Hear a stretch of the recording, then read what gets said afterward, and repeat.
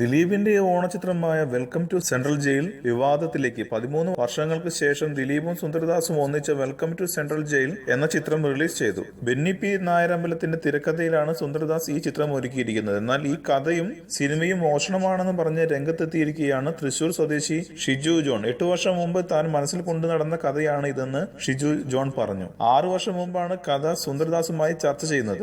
കള്ളനാണെന്ന് വിശ്വസിക്കാൻ കഴിയുന്നില്ല. ഏറ്റവും സന്തോഷമുള്ള ഒരു ദിവസമാവേണ്ടതായിരുന്നു ഇന്ന്. 8 വർഷത്തോളം ഞാൻ മനസ്സിൽ കൊണ്ടു നടന്ന കഥ ഇന്ന് സിനിമ ആവുകയാണ്, എനിക്കൊരു പങ്കുമില്ലാതെ. ശ്രീ സുന്ദർദാസ്, ഞാൻ നിങ്ങളെ വല്ലാതെ വിശ്വസിച്ചു പോയി. അത് എന്റെ തെറ്റ്, സാരമില്ല. ജീവിതം ഇനിയും കിടക്കുകയല്ലേ. പക്ഷെ നിങ്ങളൊരു കള്ളനാണെന്ന് വിശ്വസിക്കാൻ എനിക്കിപ്പോഴും കഴിയുന്നില്ല. എല്ലാവരും ഈ സിനിമ കാണണം, വിഷമത്തോടെ ഷിജു ജോൺ പറഞ്ഞു. കൂടുതൽ സിനിമ വാർത്തകൾക്കും വിശേഷങ്ങൾക്കും ഇപ്പോൾ തന്നെ സബ്സ്ക്രൈബ് ചെയ്യൂ മലയാളം ക്രിയേഷൻസ്.